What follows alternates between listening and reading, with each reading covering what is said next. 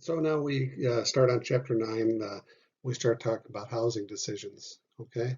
And this is, of course, when people talk about housing, that two things come to mind immediately. One is that that's typically the largest chunk of your income that you're spending is on housing.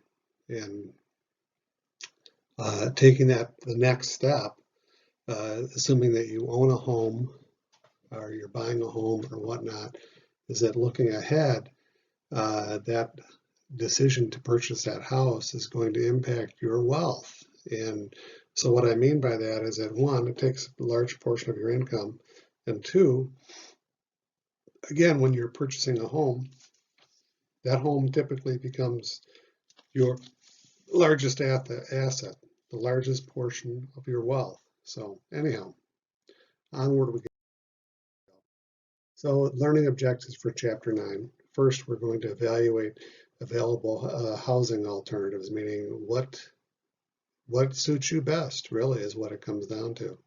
What suits your purpose, and a lot of things come to mind. One, when we talk about your housing needs,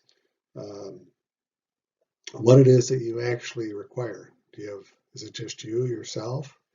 Is it you and a partner, or you and roommates, you and your family, so on and so forth? All these things kind of go into that mix where you have to meet your needs. And secondly, what you desire, what is it you're looking for in terms of a home, in terms of creature comfort. Because in much the way as I've been talking about before, when we speak of paying yourself first, this also falls into that type of a category, because as I mentioned just a minute or two ago, when we talk about wealth, accruing wealth, gaining wealth over time, that this is also a portion of that, meaning that how much of a home do you actually need? How much of a home do you actually want? Say, for example, you're looking to purchase an expensive home with a large piece of property. Do you want to spend X amount of time cutting grass, plowing snow, or clearing driveways, and so on and so forth? It's all this stuff is up in the air, and you can always hire somebody to do that, but again, there's added expense that's associated with that. Anyway, onward. So number 2 learning objective is analyze the costs and benefits associated with renting. Meaning, of course, that when you're renting, think about the opportunity cost. When you rent, what are the positives and what are the negatives? Real quickly, you'll just go through one or two of each. Positives would be that you don't have to worry about the home ownership, meaning that you can leave when you wish, meaning so long as your lease, or if you're going month by month, you can leave within a very relatively short period of time. Secondly, you don't have to worry about maintenance, right?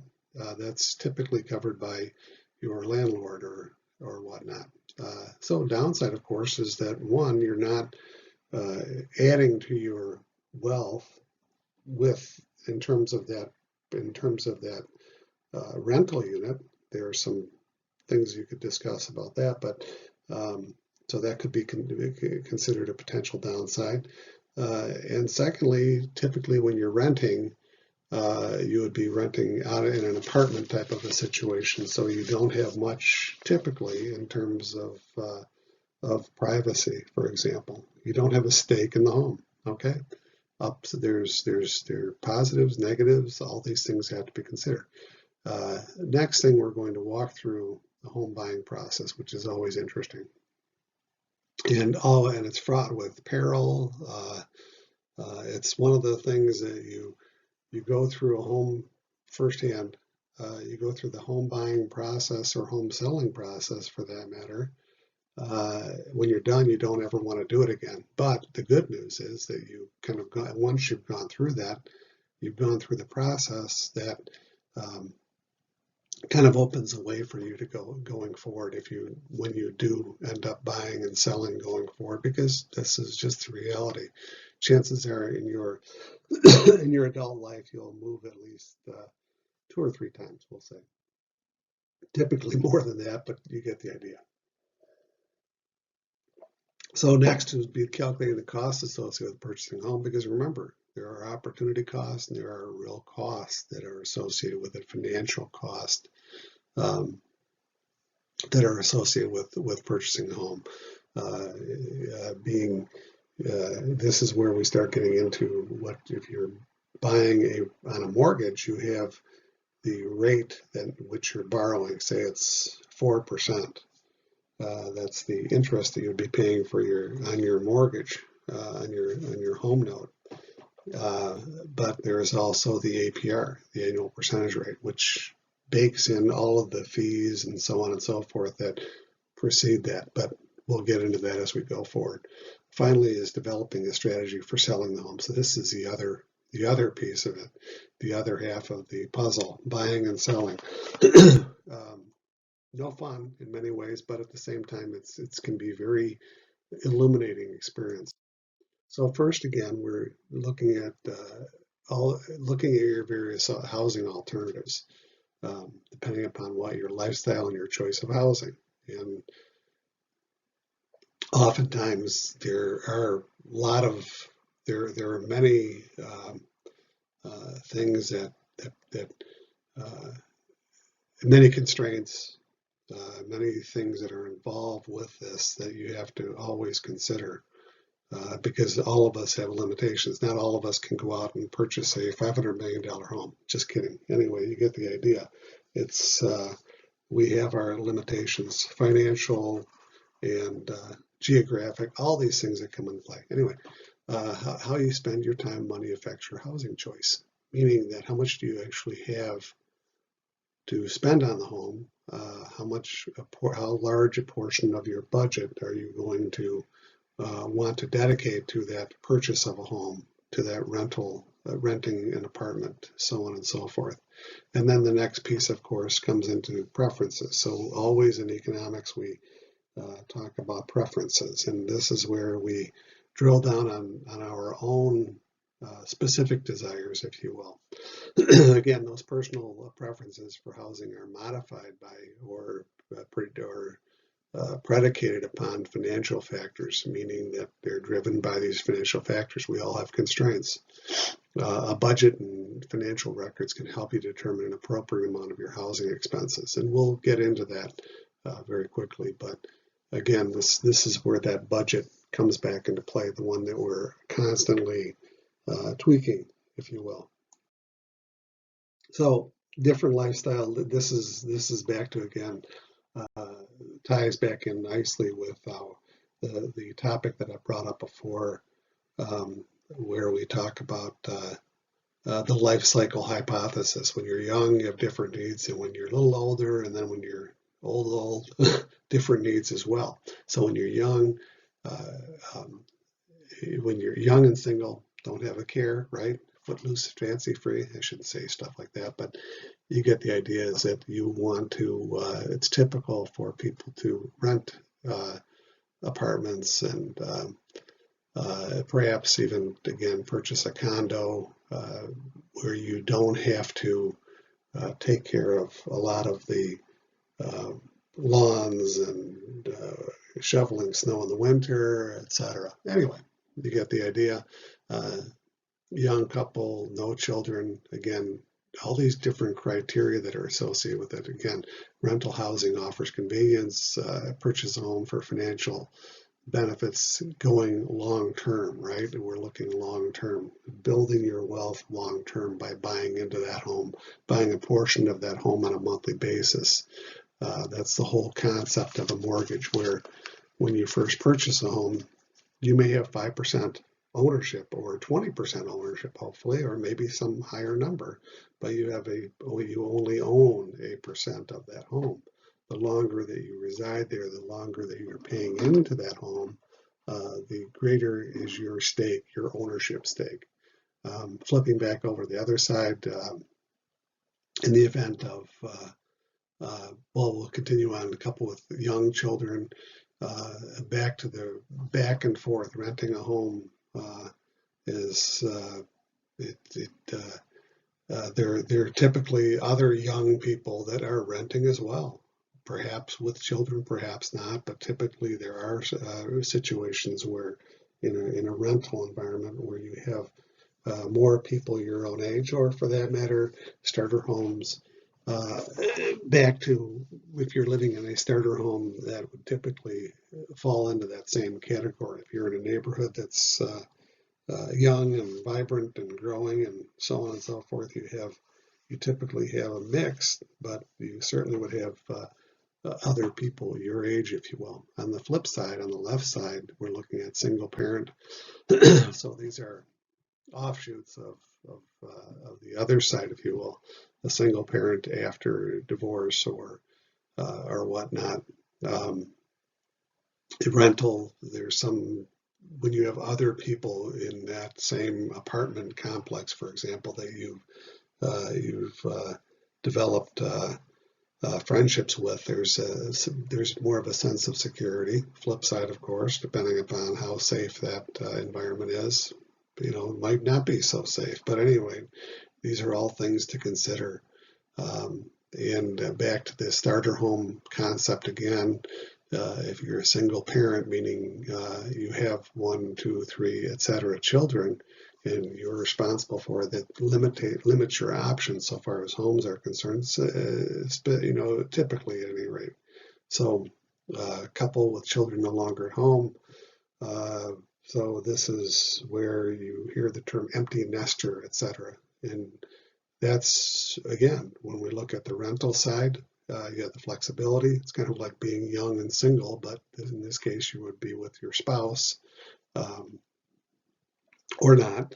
And you're not dictated necessarily by, the needs of having that family. You could also, this is becoming increasingly popular with older folks, where you're buying homes, you're moving from a 2-story home to a 1-story home, so you don't have to climb up and down stairs constantly, along those lines. And lastly, of course, and I'm probably going into this in too great a detail, but the point is that with retired person, the rental, it does, again, meets your specific needs, rather than being in a home where you have to keep up with maintenance and so on and so forth. You're in, say, a first floor apartment or some type of a retirement facility, versus, again, downsizing. We hear this all the time. People are downsizing. This is another add-on from the previous children. Couple with children no longer at home, you're downsizing. You don't need to have the space for a family of 2, 4, 5, 6, 7, etc. You're down to 1 or 2 people, so things change significantly. So opportunity cost of housing choices, and there's our word again, opportunity cost, words I should say. I said word because I typically think of those always together, opportunity and cost. So it's kind of they definitely go together. So interest earnings lost on money used for down payment on a home, or the interest on a security deposit for an apartment. Again, these are your choices. So you're buying a home, or are you seeking shelter? If you're just seeking shelter, then the objective would be to purchase a home as low-cost home or a low-cost apartment as possible. So there's always this back and forth, this tug of war, because as the expression goes, you can't have your cake and eat it too. You can't have your savings and a nice place to stay necessarily. Anyways, you get the idea is that once you spend on that deposit for an apartment, or once you spend on that down payment for a home, that money is now invested, if you will, into that home, and is no longer in your bank account, in your retirement account. So time and cost of commuting to work when you live in an area that offers less expensive housing or more space. And this is very, very typical, especially in terms of if you live in a fairly congested metropolitan area, as in Detroit, or take your pick, Detroit, Chicago, New York, Los Angeles, San Francisco, etc. Um, the further out that you are from the city center, the downtown, typically the less expensive the homes are. So just an example, you're in Los Angeles, you're working downtown Los Angeles, people often, and this is unfortunate, but it's very true, have 50-mile commutes on a daily basis each way. So you're driving 100 miles round trip just to sit in traffic for 3 hours a day. Anyway, you get the idea. Renters lose tax advantages and equity growth. And what that means is that there are tax advantages to owning a home. You're able to deduct interest on the home and the taxes to a degree. It's called SALTs, state and local taxes. And that's a portion of that. And so you're able to kind of write those off, reducing your income, your taxable income, if you will. And also you're not building your wealth. You're not growing your equity. So when you're renting, somebody else is taking that tax advantage and that equity growth in that piece of property. So these are upsides, downsides, right? Time and money you spend to repair and improve a lower priced home. There's a lot that goes into that, of course. You buy a fixer-upper and you find out that the fixer-upper is really a demo and rebuild. So you end up spending much, much more. This is very typical, but it's all part of trying to balance these things out, determining what your opportunity cost is. And oftentimes you don't know. It's the old expression, you don't know what you don't know. You don't know until you actually get into something. And this is all part of that experience, learning things as you go.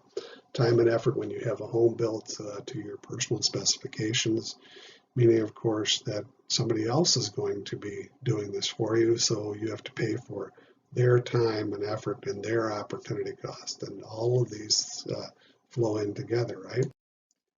So renting versus buying, and here's the the evaluation process, if you will.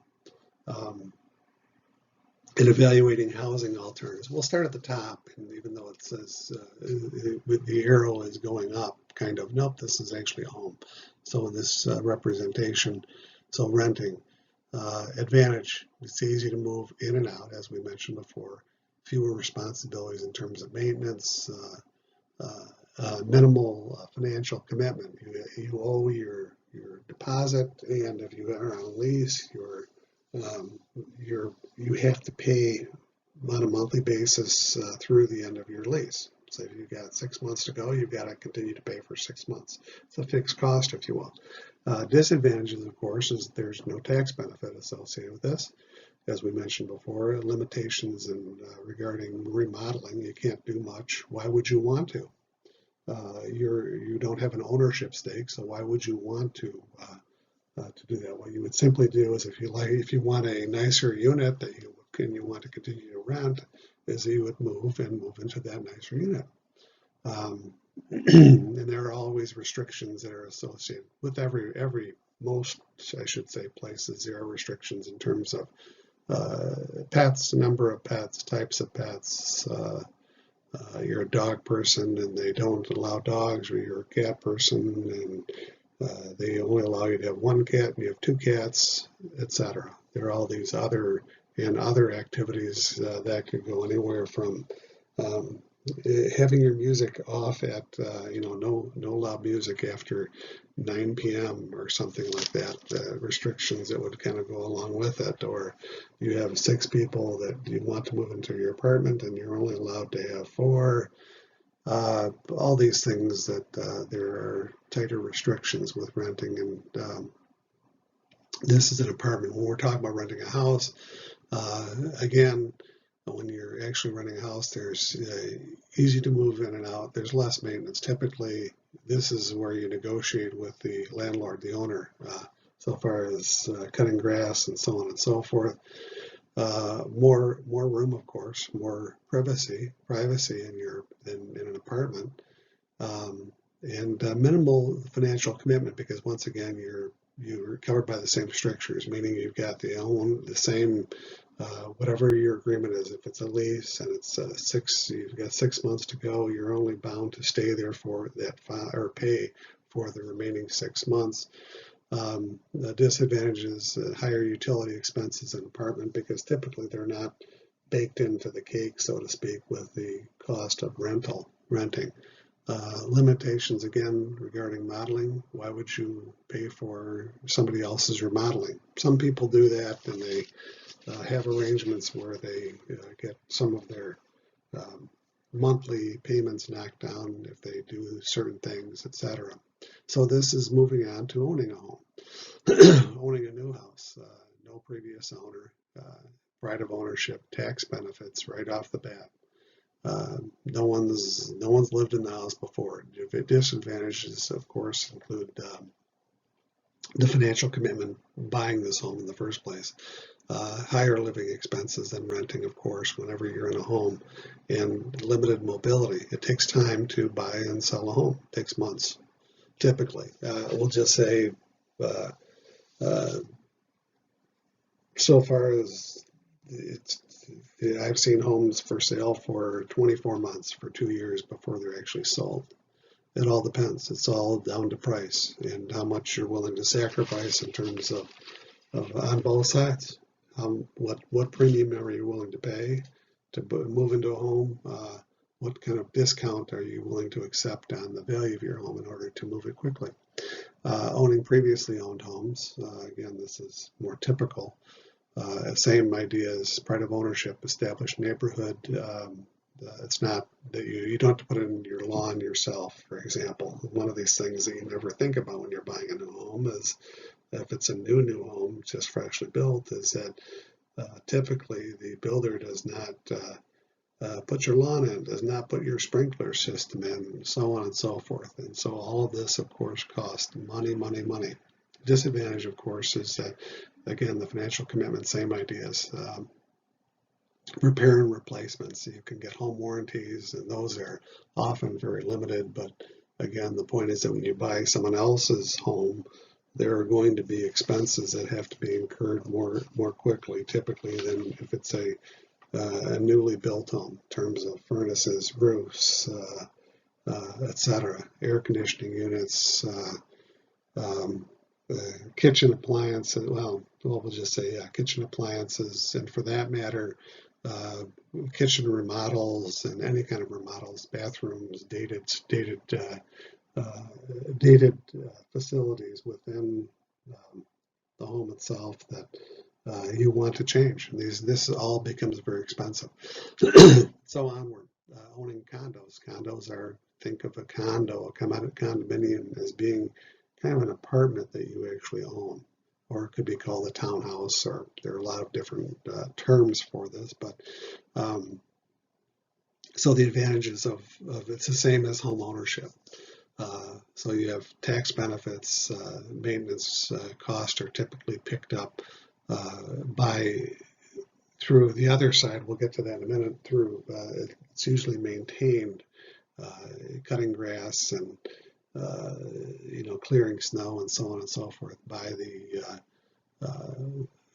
homeowners association, if you will. They're actually typically, condos have maintenance folks that take care of these things. Again, they're usually very conveniently placed. That's another advantage of a condo, is that you have access to most medical facilities, shopping, and so on and so forth. So on with the disadvantages. You have less privacy than in a home, because you're typically either, if you're attached or not attached. If it's a detached condo, it's a little different. There's a bit more privacy. It has the same financial commitment as owning a home, of course. And the demand, if you will, the value of your condo, they can at times drop, and they're typically not as financially lucrative, if you will, than actually purchasing a home, because you're tied to other folks within that same condominium complex, if you will.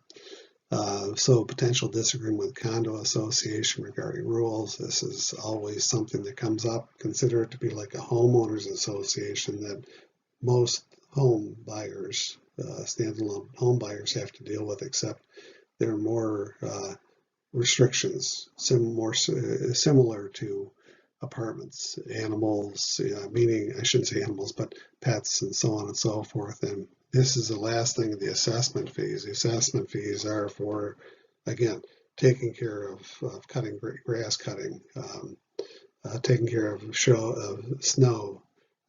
Typically, when you're in a condo, you own the inside of the condo, but you don't own the outside. What that means is that if you have to have the roof has to be replaced, then that's all baked into that assessment fee. Anyway, owning a cooperative is different than a condo in that everybody has a stake in the ownership of that entire. So you've got 100 units within this co-op. Everyone has 1% stake in that overall ownership for that co-op. So the advantages of being in a co-op is that you do have ownership in the form of a nonprofit organization, meaning it's, at any rate, it's something that a co-op is nonprofit because there is no, it's not an apartment necessarily. Oftentimes they look like apartments, but you actually have ownership in the overall, again, based on the number of units that are within. Stable property values, meaning their co-ops are generally along the lines of a condominium, meaning that they may not expand, they may not increase in value very rapidly, but they typically don't decrease either. So disadvantages is that frequently difficult to sell because, again, it depends. It all depends on location and the ratings, if you will, of the co-op, of the cooperative. Potential disagreement among members happens all the time. Other members may have to cover cost of unrented units. And when we say unrented, it's even with condos, there are oftentimes townhouses, there are oftentimes rental units within the context of that condo complex, of that cooperative. And this is, again, where others have to kind of pick up the cost, if you will. It has to be spread out over the overall owners.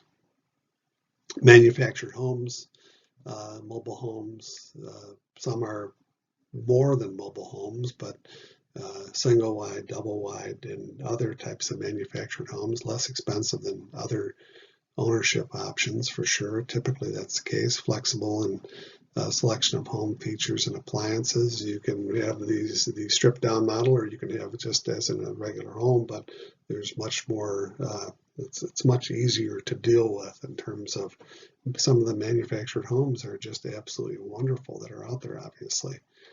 Disadvantages may be difficult to sell in the future, similar to like a condo type of an arrangement.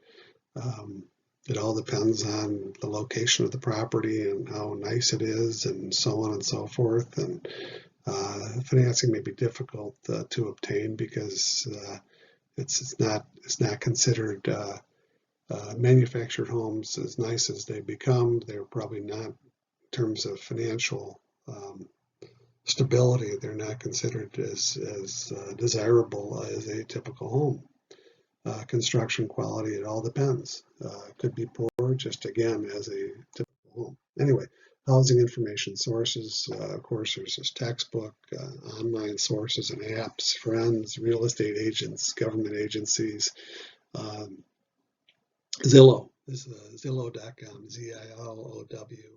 ZILOW.com, lots and lots of Realtor.com, lots of of sources out there, and this is where you have to do your homework. You have to start digging in as early as possible and to get a good flavor or a flavor in getting out and driving around and looking at these properties, whether we're talking about apartments or to actually purchasing homes.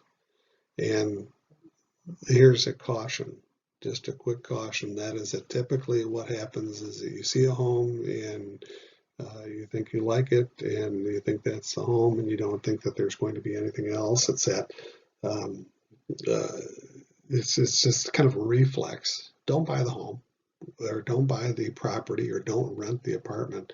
Look and try to look at several different options that are out there available for you. Take your time. Take a week, take a month, take whatever length of time. Start early and gather as much information as you can. So onward. Objective number 2, renting your residence. This is looking actually at a rental, looking into renting. And we're analyzing the cost and benefits associated with that renting. Select a rental unit. Apartment is the most common rental. Consider it's always location. Consider location, the building exterior. How does it look? Does it look like it's being kept up? The building interior, the financial aspects, layout, and the facilities. Does it have the workout room that you want, or the pool that you want, or that you need, that you can't live without? Different things along those lines. Are you paying a huge premium for something that does have the pool and the workout facility? Because you could just as easily get into a fitness club with a workout facility, obviously, and oftentimes with pool or community center, etc. Right? If needing more room, consider renting a house. The increased space will cost more, and so remember, you're paying for another person's mortgage and so on and so forth, and you tend to pick up some of the responsibility for, or the responsibility for at least some of the maintenance, shoveling snow, cutting grass, etc.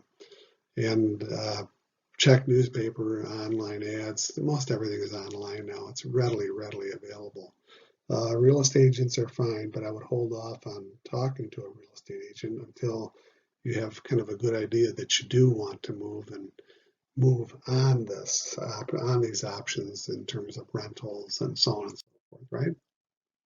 So first is the search. This is stepping back, select area and rental amount, how much you can afford, compare cost and facilities of comparable units, talk to current and past residents, and this is as simple as walking through and just asking people how they like the facility.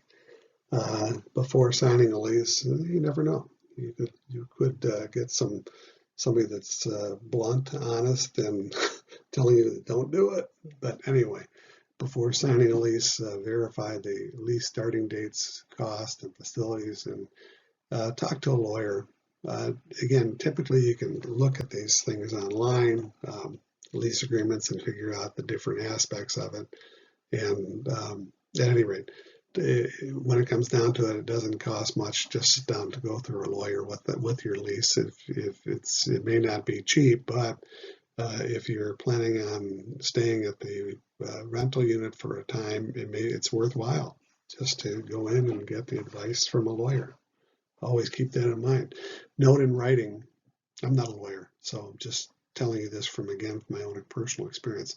Note in writing, signed by owner, the condition of the rental unit itself. Meaning, um, if you're walking through and you see uh, uh, if you see a wall with a nick in it or a broken window, or of course you want them to fix that, but you make sure you note that as you're going through.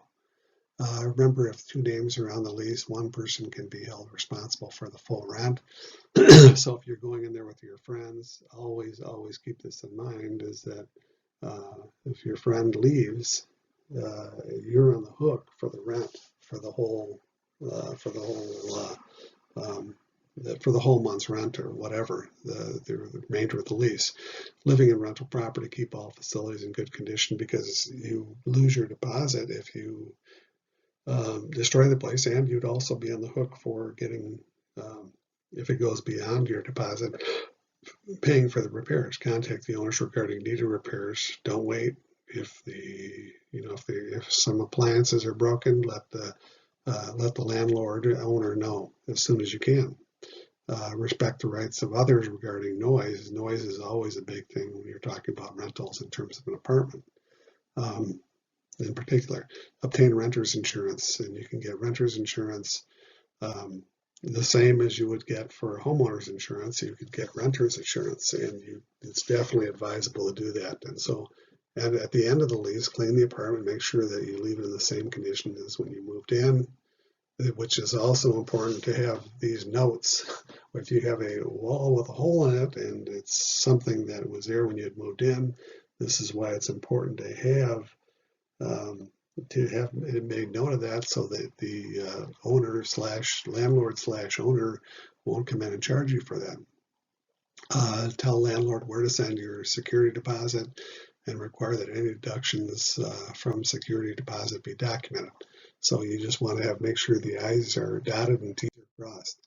Advantages again of renting, moving in is easier, relatively speaking. You have a truck, or you have your buddies help you move in, and that's pretty much it. It's not moving into a home that you purchase. And what they mean by moving in is that there's not as much detail that's involved with prior to moving in, is really what we're saying. So fewer responsibilities. Renters usually do not have to concern with maintenance and repairs. Cross your fingers. Hopefully that's the case. It all depends upon what the arrangements are with the landlord / owner of the property. Renters have fewer financial concerns and no expenses for property taxes, so you're not on the hook for paying taxes, property insurance, etc., and all the upkeep that's associated with that. That's not to say that you don't have renter's insurance. You definitely do want that. Lower initial cost. It's not like you're spending $20,000 to move into an apartment, unless you want to. Anyways, you get the idea. Renters pay a security deposit, which is typically with security deposits, you pay either 1 month or 2 months rent to cover that security deposit, which is returned when you're done with when you move on.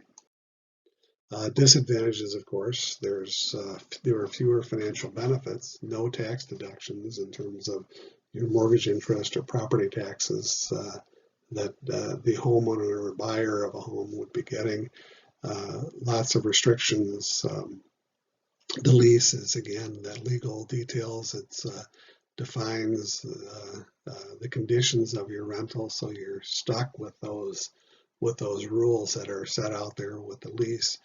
And typically, again, includes your security deposits. The cost includes unless, again, it's stipulated, pointed out in the lease, you're on the hook for utilities, and you have to pay, again, renter's insurance. Always advise getting the renter's insurance. And the security deposit is something that is out-of-pocket expense that you cross your fingers, hopefully you get that back when you leave. Details of a lease, the legal end of the lease is it's really straightforward. It's everything is defined. Description, the address of the property, the name and address of the owner, landlord is a lessor, the person who's lending, and the name of the tenant or the lessee, the person who's signing the lease, who's actually doing the renting, right? The effective date, the length of the lease, amount of security deposit, again, everything is stipulated, amount and due date of the rent. Location where the rent is paid, how the lessor, the landlord owner is going to be paid, where they're going to be paid, the amount and the date for late rent payments. If you're late, typically if you're late, so it all depends, but there's usually a grace period of a few days, at least for the first time or two if you're late paying your rent. But after that, there are definitely penalties if you're paying your rent late.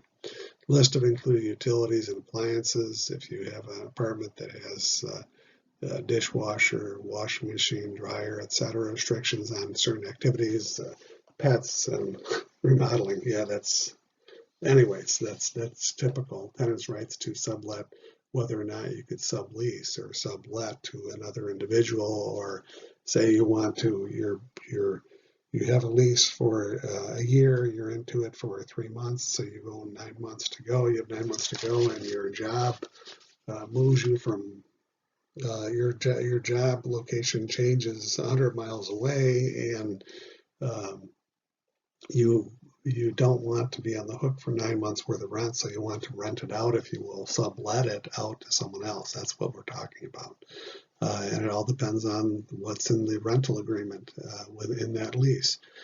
Charges for damages moving out later or earlier than the lease expiration date. Conditions where the landlord may enter the rental unit.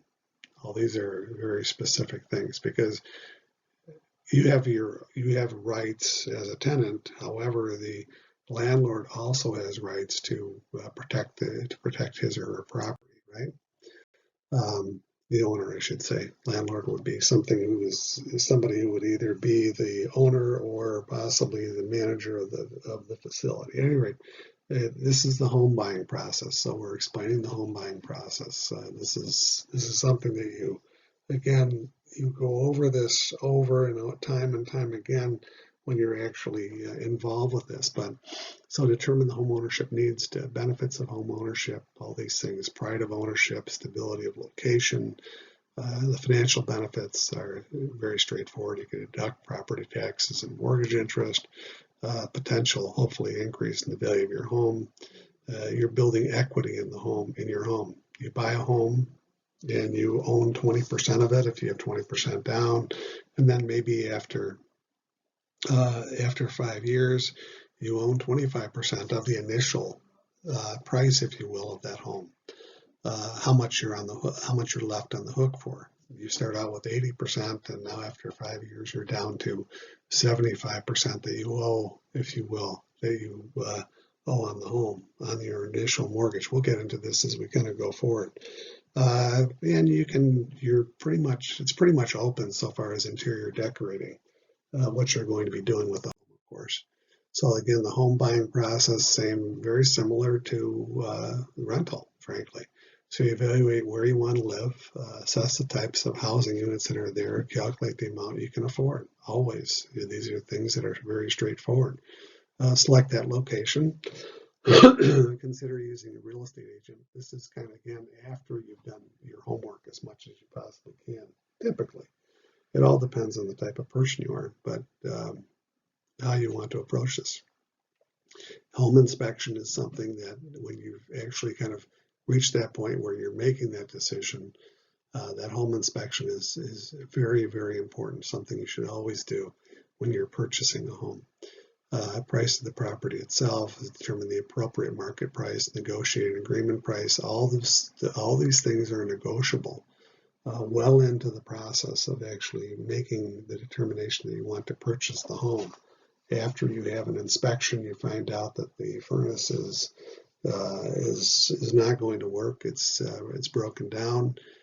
So you would go back and negotiate something, either a price cut or have the current homeowner fix that furnace, right? So on to for obtaining financing, determine the amount of down payment. Again, typically 20%, but oftentimes, especially if you're in the beginning, if you're just this is your first starter home, you oftentimes can't afford 20%, and we'll get into the conditions that will be associated with that going forward. So we investigate those rates and conditions of those mortgages, apply for a mortgage, and evaluate the types of mortgage that make sense. 10-year, 15, 20, 30-year mortgage. Typically, it would be 30-year mortgage, and you want an adjustable rate or a fixed rate mortgage, and we'll get into this as we kind of go along. So the actual closing process, closing that loop out, if you will. Number 5, arrange for closing obtain funds and documents for closing, meaning that you finalize things in terms of that mortgage, how things are concerned.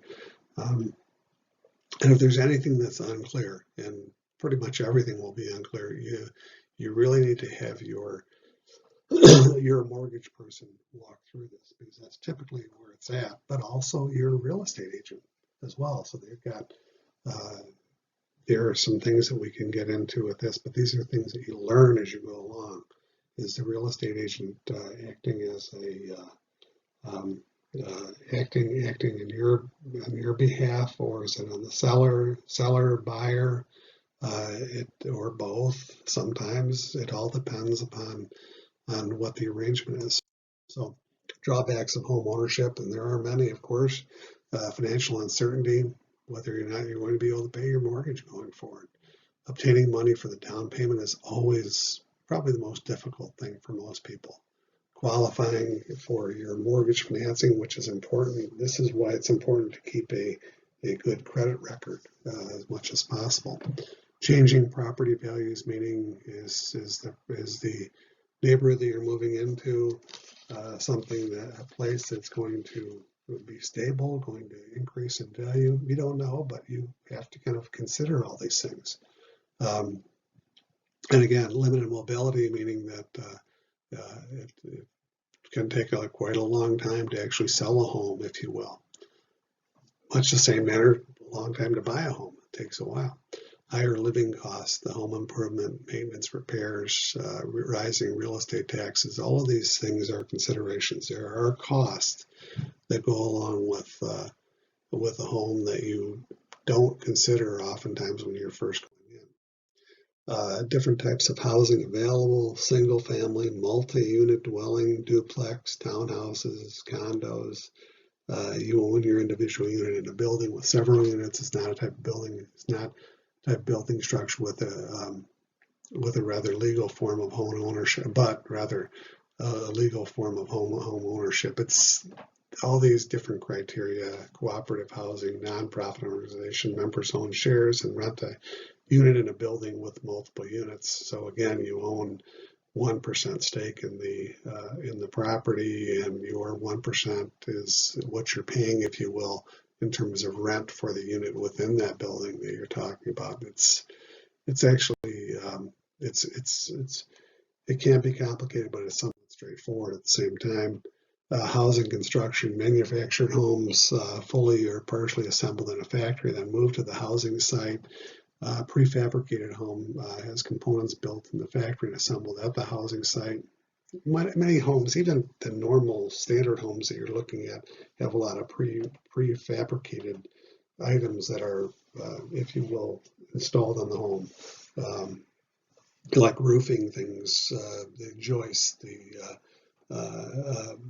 a lot of the structure. You can see it on the back of trucks, semis, as they're rolling down the road with building supplies included. At any rate, mobile homes are everyone knows what those are. A type of manufactured home, often less than 1,000 square feet, unless they are double wide, and they could be as much as 2,000 square feet or more. It depends. Offers same features as conventional home. Safety is debated and tend to depreciate over time, meaning that they're considered not as they're not as they're given a bad name in many cases, but mobile homes are perfectly fine. It's just that they're not as desirable as a brick home or a wood frame home, etc. So building your home, this is right from scratch. Does the contractor have the needed experience? Does the contractor have a good working relationship? All these things are part of your homework process before jumping in. And typically what happens is that people would be either looking at a site where they're building homes and go from there, or if they're looking to build a home on a piece of property, and this is all it can get very expensive, of course, depending upon the location, the size, and so on and so forth of the home that you want to construct, but you get the idea. What assurance do you have about the quality of the materials? All this has to be spelled out. What are the payment arrangements during construction? These are called construction loans, and so on and so forth, because if you can't afford all of this expense, of course, out of pocket, you have to do what? You have to have a mortgage. And before the home is actually built, you have to have kind of a bridge loan from when before any work is done until the home is actually finished when you would get that mortgage. What delays in the construction process will be considered legitimate? How about weather? Is the contractor licensed and insured? Is the contractor willing to provide names, addresses, etc., of people that they've actually worked with? Are there any complaints about this contractor? All these things are out there in Yelp and so on and so forth, right? Written contract should have a time schedule, cost estimates, description of work, and payment schedule. All these things have to be stipulated, time frame wise, etc. How much how much can you afford? Always back to that. The price and the down payments affected by down payment, income, current living expenses, all these parameters that go into that mix, if you will. You have to consider mortgage rates and ability to make those monthly mortgage, tax, and insurance payments. Typically, when we say there's a term called escrow, escrow is that typically includes those things such as taxes and insurance that are out there that are kind of tacked on to your monthly mortgage amount, and it's kind of lumped in together. So rather than paying, say your taxes are, doesn't matter, $5,000 for the year. I know that's a mouthful to say, right? But say your taxes are $5,000 per year. Rather than paying $5,000 in one lump sum on a monthly basis, that's spread out over a period of time, kind of like a budget plan with utilities. Pre-qualification, this is something there you go to your mortgage people and you do all the work up front, all the legwork up front, so that you are qualified to purchase that home, right, is really what we're saying. Size and the quality, purchase what you can afford. Always, it's as with everything, the salespeople want to sell you as much as they possibly can. So you really have to consider this. Your second or third home can include more desired features. Think about that as you kind of go forward. Handyman special needs work, but it's a lower price. This is what we call sweat equity. You'd be doing a lot of the work yourself, right? Step 2, find and evaluate a property to purchase. Select a location. Beware of zoning laws. Assess the school system if you have children. And the price of other properties in the neighborhood, if you will. And these are all things you can readily look at. If you see a piece of a home that's for sale for $150,000 and all the other homes in the neighborhood are valued at, we'll say, $75,000, you have to be careful. Too expensive or very, very cheap. You have to be very wary of these things. Aware and wary. Using a real estate agent to represent your offer, negotiate the price, assist you in obtaining financing, and represent you at closing. Always have to make sure that they are your representative, because oftentimes you can contact a real estate agent and they may be the representative of the buyer if you don't have a real estate agent, is what I'm getting at. And you'll get into these things as you go along in the process, but conduct a home inspection or hire an inspector, always. And I highly recommend hiring an inspector, because an inspector, much the same as a real estate agent that you hire, will be looking at your best interest. Lenders often, or they always, require an appraisal. And what that means is that there would be an independent person that comes in and kind of inspects the property and compares it to other like properties in the neighborhood or thereabouts, and to determine whether or not the price that's being considered is appropriate, really is what it comes down to. Conducting that home inspection, interior construction, all these things that are listed here. Look at when they do the inspection there, they go through and they make sure that everything is lined up. If the furnace is something that there's something that's not right, it's not up to code is the term, then the inspector would come in and make that point. So they check off their boxes as they go through the house, looking for different problems specifically, And these are things that have to be fixed, right? And when I say fixed, they have to be fixed by the seller, or the seller could say, well, I don't want to be bothered, and so what I'll do is rather than replace the furnace, we can negotiate the price, knock off $2,000 off the price, for example. And so again, it's the interior and exterior, and they go through all these checklists that they would do. Again, it's in your best interest, right? Pricing the property to determine the home price, consider recent selling prices in the area. These are all things that the appraisers do, but you have to do this as well. You do this on your own, of course. Consider recent selling prices in the area, current demand for housing, etc. You may want to make an offer in the form of a purchase agreement, or you will rather make an offer in the form of a purchase agreement. Negotiating the purchase price. This is when we talk about negotiating the purchase price, where offers, counter offers, so on and so forth. And all of these criteria are kind of baked into this, and everything is negotiable.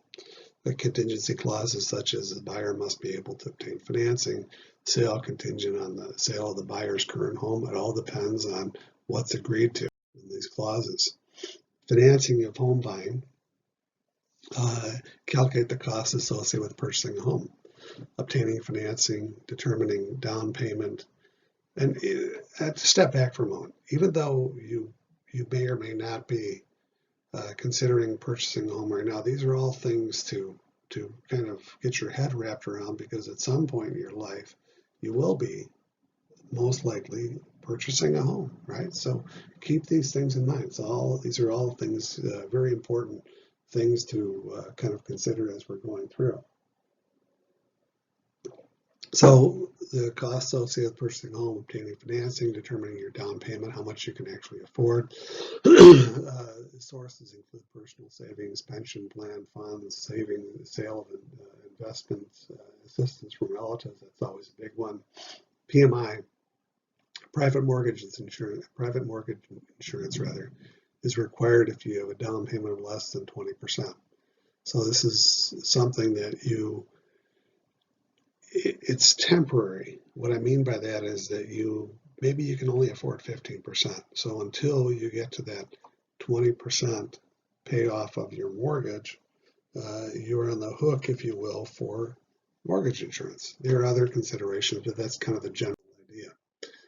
Qualifying for your mortgage, a long-term loan, and a specific piece of property such as a home or other real estate.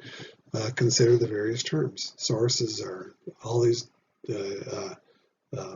financial institutions, financial intermediaries I mentioned before, banks, savings and loan associations, credit unions, mortgage company. And again, this is a securitized loan. It's a loan that there's collateral for, meaning that you're borrowing against this home, this specific piece of property. Factors considered include your income, debts. All these things are thrown into the calculations, and lenders use this is the general criteria. Lenders use 33 and 38% of gross income as guidelines for affordability of housing costs. In other words, you're not paying more than 33 or 38% of your gross income to pay for your mortgage, right? And then some, I should say. So, for example, determine your monthly gross income, $48,000 annual. That's $4,000 a month that you would be earning.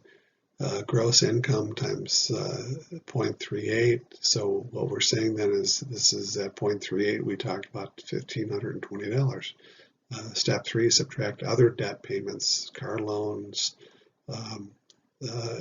estimated property taxes, homeowners insurance, etc. And your affordability so far as your mortgage amount comes down to $840, right? Very straightforward. Evaluating points. Points are prepaid interest charged by the lender. Each discount point is equal to 1% of the loan amount, and represent the premium you have to pay to obtain that lower mortgage rate.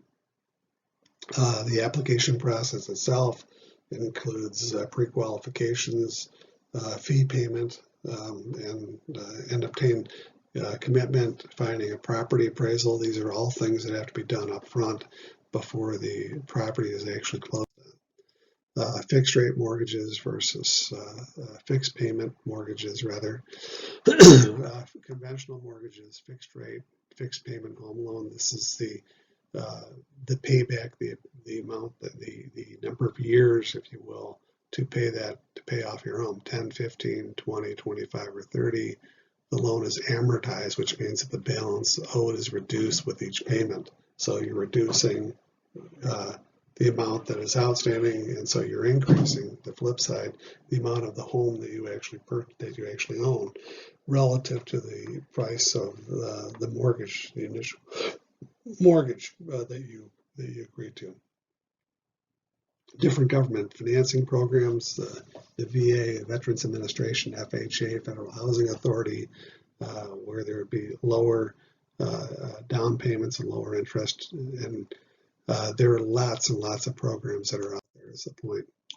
So we talked about fixed rate mortgages. Now we're looking at adjustable rate mortgages. Adjustable rate mortgages are, they adjust according to what the interest rates are, depending upon what interest rate that it's actually tied to, meaning that if there's a period of inflation, the interest rates would be going up.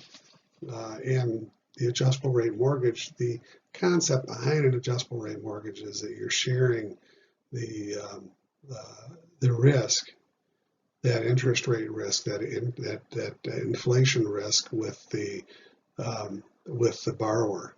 So it's back and forth. And the idea, of course, is that if interest rates go up, then your interest rate on your mortgage is going to go up. Conversely, if interest rates go down, the interest rate on your mortgage will also drop. So it's an insurance policy for both sides, in fact. Interest-only mortgages, and we get into great detail about the others, but interest-only mortgage allows the home buyer to have lower payments for the first few years of the loan before they have to kick in higher amount, if you will. None of the mortgage payment goes toward the loan amount, so you're just paying interest. Higher payments will occur later in the loan, jumbo loans, a lot of different things that kind of go into this. They can be especially dangerous if the value of the property declines. And we've seen this. We've seen the bottom fall out, if you will, going back. It's been a number of years now, but going back to 2008, 2009, etc. Comparison of terms with a 15-year instead of a 30-year mortgage, a home buyer borrowing $200,000 can save $150,000 in interest over the life of the loan, paying it off in 15 years versus 30 years. This faster equity growth and savings on interest will also occur if a home buyer pays an additional amount toward principal each month, meaning that, and it all depends on the term, but say you have a 30-year loan, you can treat it as a 15-year loan by adding more payments every month or whenever you can throw it in, if you can, pay a little extra. Other financing methods, buy downs, interest rate subsidy from a home builder or real estate developer that reduces the mortgage payments for the first few years. The home prices often increase to cover the buy down, if you will. So there are relations. This is with a new home purchase, of course. Second mortgage allows homeowners rather to borrow on the paid up value of the home. Home is collateral and interest may be tax deductible. Often this is known as a home equity loan. So you're borrowing against the value of the home is what we're saying. Reverse mortgages, this provides older people specifically, 62 years of age or older, homeowners with tax-free income based on their home's equity in the form of a loan that is paid back with interest when the home is sold or the homeowner dies. So this is known as the home equity conversion mortgage. And so what this means, it's without going into huge detail. Say you buy your home for $100,000 and you've lived in it for, doesn't matter, 5, 10, 20 years, and you may not have the mortgage paid off exactly, but the value of the home went from $100,000 up to $200,000 or $300,000, we'll say. So you've got a lot of equity in the home. So that's what this reverse mortgage does, is it taps into that excess where you're pulling this out again on a monthly basis, if you will. So again, it provides elderly homeowners, again 62 or older, with tax-free income based on their home equity in the form of a loan. And you pay this back when you actually sell the home or the homeowner dies, if you will. So refinancing is you're obtaining a new mortgage if interest rate drops at least 1%. This is a kind of the general, if you will, rule of thumb that we're talking about. But it's a good one to go by. So if you're looking at less than 1%, there are a lot of costs that also go into this. So you really have to, and it's worth reconsidering, because oftentimes people have they're paying mortgages at higher interest rates than would currently be out there. So you have to reconsider refinancing. Should you pay off your mortgage early? Again, all this is, you have to weigh all these things, considerations, make sure the mortgage does not have a prepayment penalty. That's very, very important. Most mortgages don't have prepayment penalties, and I don't know if I haven't seen one where there are, but it's something to consider. Again, you may not think about this right now, but it's all part of the same mix, if you will. You may lose tax deductions as a result of paying off your mortgage early, of course.